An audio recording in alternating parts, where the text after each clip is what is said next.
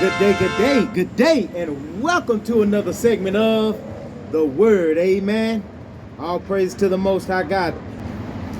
Today we are studying the book of 2 Samuel, chapter 2, verse 12. Amen.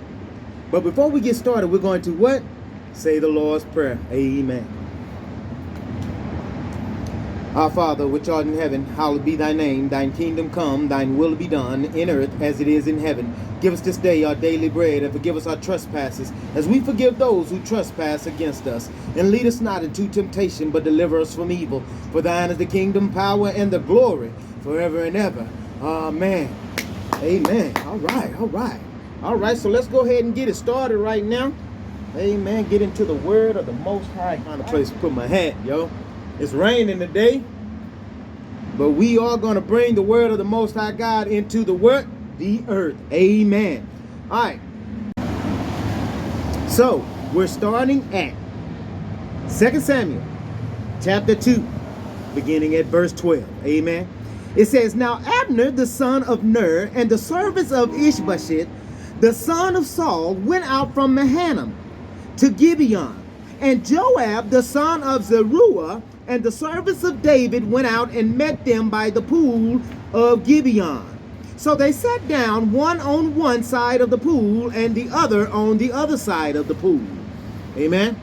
Verse 14, it says, Then Abner said to Joab, Let the young men now arise and compete before us. And Joab said, Let them arise. Now they were sitting down.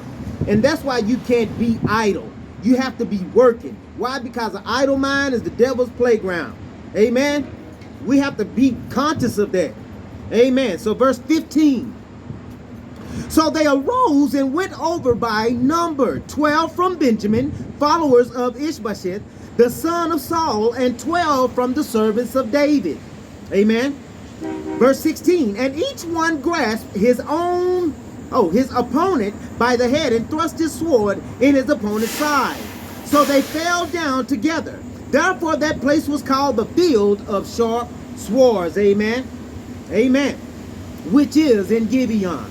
Verse 17. So there was a very fierce battle that day, and Abner and the men of Israel were beaten before the servants of David. Amen. Verse 18. Now the three sons of Zeruiah were there, Joab, and Abishai, and Asahel. And Asahel was as fleet of foot as a wild gazelle. So he was fast, he could move, he was swift. Amen. Verse 19. So Asahel pursued Abner, and in going he did not turn to the right hand or to the left from following Abner. Amen. So he stayed on him. He wouldn't stop. He would keep on going. Amen. Then Abner looked behind him and said, Are you Asahel? He answered, I am. Amen. Verse 21. And Abner said to him, Turn aside to your right hand or to your left and lay hold on one of the young men and take his armor for yourself.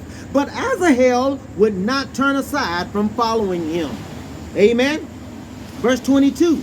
So Abner said again to Asahel, Turn aside from following me. Why should I strike you to the ground? How then could I face your brother Joab? Verse 23.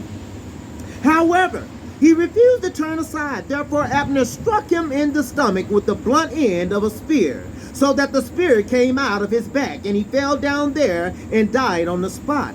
So it was that as many as came to the place where Asahel fell down and died stood still. Amen. Come on now. When somebody tell you something, you got to listen. All praise to the Most High. Verse 24.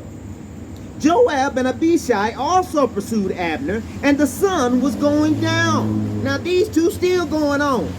Now they were family, and they were fighting amongst each other. Why? Because they were sitting around with idle time.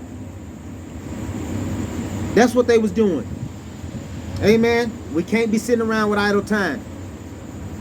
All right. Now the sun was going down. Let me continue. When they came to the hill of Amamah, which is before Giah, by the road to the wilderness of Gibeon. Verse 25. Now the children of Benjamin gathered together behind Abner and became a unit, and took their stand on top of a hill.